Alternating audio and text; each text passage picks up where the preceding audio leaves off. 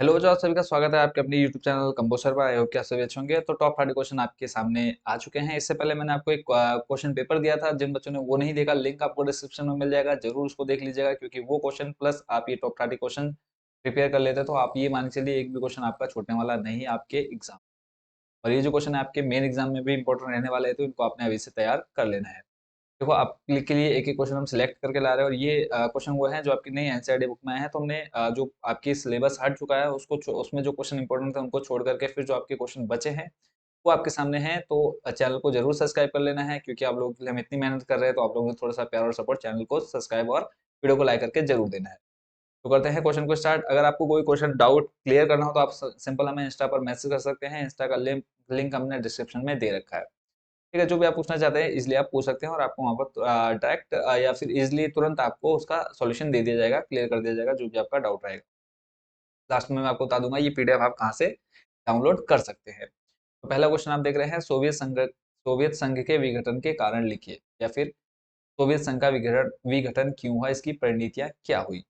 तो क्वेश्चन तो हम देखेंगे देखेंगे, बाकी अगर आपका जो सॉल्यूशन है, आंसर है, वो अगर आपने नोट्स बना रखे हैं, अगर आपके पास आंसर है तो आप वहीं से इसको तैयार करेंगे। अदरवाइज अगर आपके पास नोट्स नहीं है तो आपने इनको यहाँ से तैयार कर लेना है। तो मेन है कि हम आपको सिर्फ यहाँ पर क्वेश्चन पढ़ के बताएंगे, सॉल्यूशन आपने देखना है नीचे खुद से। और जितने टॉप 30 क्वेश्चन है इनको आपने अच्छे से प्रिपेयर कर लेना है। तो टोटल यहाँ पे 7 पॉइंट है, 7 में से कोई भी आपने 5 से 6 याद कर लेना है। अगला जो प्रश्न बच्चों आप देख रहे हैं वो है आपका, सोवियत प्रणाली को विस्तार पूर्वक समझाइए, या फिर सोवियत प्रणाली क्या थी। यहाँ पर पूरा इसका आंसर दे रखा है। नेक्स्ट क्वेश्चन है आपका, आसियान विजन 2020 की दो मुख्य बातें क्या हैं। उसका बाद अगला जो क्वेश्चन है, आसियान के देशों के बीच अंतःक्रिया की विधि के रूप में आसियान शैली को स्पष्ट कीजिए। तो देखो दोनों क्वेश्चन को तैयार करना है, इंपॉर्टेंट है। नेक्स्ट आपका क्वेश्चन है, चीन के नेतृत्व ने 1970 के दशक में महत्वपूर्ण नीतिगत निर्णय लिए, वे निर्णय क्या थे। तो ये इसका यहाँ पर पूर्ण निर्णय क्या लिए गए थे वो आपको यहाँ पे सामने दे रखे हैं। अगला है, क्षेत्रीय संगठनों को बनाने के उद्देश्य क्या है, या फिर बोला है क्षेत्रीय संगठनों के निर्माण के दो उद्देश्यों को लिखिए। टोटल यहाँ पे आपको 7 दे रखे हैं, 7 में से कोई भी आपने 2 लिखे हैं, अदरवाइज आप 5 से 6 भी लिख सकते हैं, कोई दिक्कत नहीं है। फिर है, आसियान से क्या आशय है, इसकी कार्यप्रणाली क्या है। और आसियान आपको पता है कि क्या है, ग्रुप है। ठीक है, तो इसमें कौन कौन से देश हैं वो आपने पूरे याद होंगे। तो ये पूरा आपको यहाँ पर डिटेल में इसका आंसर दिया गया है। राशियन के कार्य यहाँ पे आपको दे रखे हैं। तो देखो ये जो लॉन्ग क्वेश्चन है, लॉन्ग में आपको देखने को मिलने वाला है, तो उसको आपने आशियान वाले को अच्छे से प्रिपेयर कर देना है। यहाँ से आपका वेरी शॉर्ट, शॉर्ट और लॉन्ग भी देखने को मिलेगा क्वेश्चन। अगला है, नेपाल में लोकतंत्र समर्थक आंदोलन पर एक टिप्पणी लिखिए, क्या प्रजातंत्र की ओर संक्रमण पूर्ण हो गया है। तो इसका आंसर आप देख पा रहे हैं, नेपाल से संबंधित ये प्रश्न है, तो इसका पूरा आंसर आपके सामने है। अगला क्वेश्चन है, देखो इन सभी को आपने बहुत अच्छे से तैयार करना है, किसी भी क्वेश्चन को छोड़ना नहीं है। फिर अगला प्रश्न है, वे मुख्य कारण क्या है जिन्होंने पाकिस्तान में स्थित प्रजातंत्र के निर्माण को विफल करने में योगदान दिया है।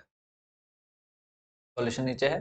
अगला प्रश्न है, दक्षिण एशिया के देशों के बीच आर्थिक सहयोग की राह तैयार करने में दक्षेक सार्क की भूमिका और सीमाओं का आलोचनात्मक मूल्यांकन करे।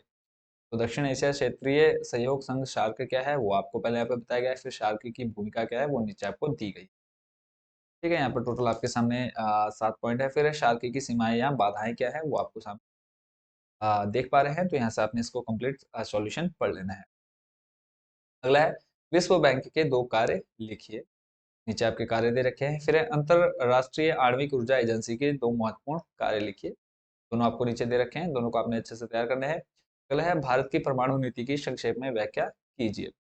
भारत की परमाणु नीति क्या है, पहला पॉइंट आपको दे रखा है, उसको आपने पढ़ना है। फिर दूसरा आप यहाँ पे नीचे देख पा रहे हैं।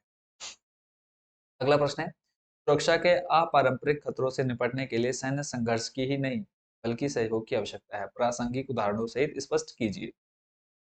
तो यहाँ पर इसको विद एग्जाम्पल आपने समझ लिया। उसके बाद अगला प्रश्न है, शक्ति संतुलन क्या है, इसको आपने तैयार करना है। आंसर नीचे आपको दे रखा है, विश्वास बहाली के उपाय से क्या तात्पर्य है, आपने देखना है। फिर है, IAEA की स्थापना के दो मुख्य कारण लिखिए।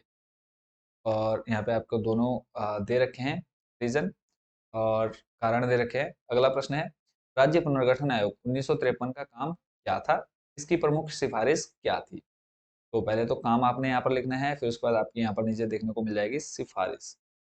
ठीक है, उसके बाद अगला प्रश्न है, इन चार देशी रियासतों का भारतीय संघ में विलय अन्यों की तुलना में अधिक कठिन साबित हुआ। ये थे जूनागढ़, हैदराबाद, कश्मीर और मणिपुर। अगला है, नए राष्ट्र स्वतंत्र भारत 1947 के समक्ष कौन सी प्रमुख चुनौतियां थी? तो ये आपका क्वेश्चन लॉन्ग में देखने को मिलना है, तो लॉन्ग में थोड़ा सा आपने इसको अच्छे से बना करके लिखना है, तो पॉइंट आपने यहाँ से याद कर लेने हैं। राष्ट्रीय एकता की चुनौती, उसके बाद फिर जो नेक्स्ट आपका पॉइंट आ जाएगा, लोकतंत्र स्थापित करने की चुनौती, फिर है विकास की चुनौती। ठीक है, तो ये 3 पॉइंट आपने अच्छे से तैयार करने हैं। अगला प्रश्न है, भारत का वह कौन सा राज्य है जहां पर सर्वप्रथम सार्वभौम वयस्क मताधिकार को अपनाकर चुनाव करवाए गए थे? तो हिमाचल प्रदेश की चीनी तहसील में 25 अक्टूबर 1951 को सर्वप्रथम मताधिकार हुए थे। अगला और मोस्ट रिपीटेड क्वेश्चन है, हरित क्रांति पर एक संक्षिप्त टिप्पणी लिखिए। फिर हरित क्रांति के बारे में आपने लिखना है, कहाँ से शुरू होती है, फिर इसका क्या अभिप्राय है वो आप यहाँ पे लिखिए। ठीक है, तो इसको आपने अच्छे से तैयार करना है। अगला प्रश्न है, पहली एवं दूसरी पंचवर्षीय योजना का भारतीय अर्थव्यवस्था की नींव के रूप में मूल्यांकन कीजिए।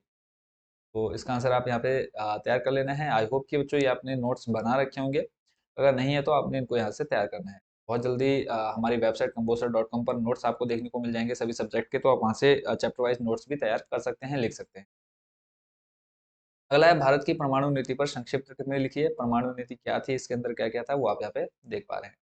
अगला है, चीन युद्ध से भारत की छवि को देश और विदेश दोनों जगह धक्का लगा, टिप्पणी कीजिए। चीन युद्ध जो भारत के साथ हुआ था, इससे भारत को क्या नुकसान हुआ था वो आपने यहाँ पर लिखना है। ठीक है, उसके बाद नेक्स्ट क्वेश्चन आपके सामने है, भारत चीन संबंध पंचशील सिद्धांत पर आधारित है, इस कथन का मूल्यांकन कीजिए। या फिर भारत चीन संबंधों का संक्षेप में वर्णन कीजिए, यानी भारत और चीन के रिश्ते कैसे हैं, कुल मिलाकर के आपने ये बताना है। तो इसको आपने पढ़ना है। फिर नीचे पॉइंट वाइज आपको दे रखे हैं, 5 पॉइंट है, तो उनको आपने याद कर लेना। ठीक है, चलते हैं अगले प्रश्न पर। 1970 के दशक में इंदिरा गांधी की सरकार किन कारणों से लोकप्रिय हुई थी? तो लोकप्रिय होने के कारण पहले तो आपने पढ़ना है इस सरकार के बारे में, फिर क्या कारण थे, तो उसका रीजन आपको यहाँ पर दे रखे हैं। टोटल 10 पॉइंट, 10 को 10, 10 में से कम 6 से 7 आपने याद करने ही करने हैं। फिर अगला प्रश्न, 1960 के दशक की कांग्रेस पार्टी के संदर्भ में सिंडिकेट का क्या अर्थ है? सिंडिकेट ने कांग्रेस पार्टी में क्या भूमिका निभाई? इंपॉर्टेंट क्वेश्चन है, तो यहाँ पर आपने इसको याद करना है। अगला प्रश्न है, इंदिरा गांधी ने कांग्रेस प्रणाली को पुनर्स्थापित किया, लेकिन कांग्रेस प्रणाली की प्रकृति को बदल दिया, स्पष्ट कीजिए। और इसको घुमा करके क्वेश्चन आपको दिया गया है, उसको आपने पढ़ना है, और यहाँ पर पूरा इसका आंसर दे रखा है। और डिटेल में लॉन्ग में आएगा, तो लॉन्ग में आपको ये कम से कम 2 से 3 नंबर में ये दे करके जाने वाला है। तो फिर द्विराष्ट्र सिद्धांत क्या था, या फिर द्विराष्ट्र सिद्धांत की मांग किसने प्रस्तावित की थी? तो इसका देख लेते हैं। देखो, मुस्लिम लीग ने द्विराष्ट्र सिद्धांत का प्रस्ताव रखा था। इस सिद्धांत के अनुसार भारत किसी एक कौम का नहीं, बल्कि हिंदू और मुसलमान नाम की 2 कौमों का देश था, और इसी कारण मुस्लिम लीग ने मुसलमानों के लिए एक अलग देश यानी पाकिस्तान की मांग की। कांग्रेस ने द्विराष्ट्र सिद्धांत तथा पाकिस्तान की मांग का विरोध किया था। तो अगले जो क्वेश्चन आप देख रहे हैं बच्चों स्क्रीन पर, वो है, और लास्ट क्वेश्चन है, श्रीमती इंदिरा गांधी के लोकसभा चुनाव को 1975 में किसने अवैध करार दिया? और इसके बाद अगला प्रश्न है, 1977 में केंद्र में सत्ता में आने वाली पहली गैर कांग्रेसी सरकार के प्रधानमंत्री का नाम मोरारजी देसाई। फिर है, Indira is India, India is Indira का नारा किसने दिया? देवकांत बरुआ। 1975 में आपातकाल की घोषणा करने वाले भारतीय राष्ट्रपति का नाम बताइए? फरुखदीन अली अहमद। तो इस तरह से आपने ये सारे इंपॉर्टेंट क्वेश्चन देख लिए सब्जेक्ट आपके पॉलिटिकल साइंस के।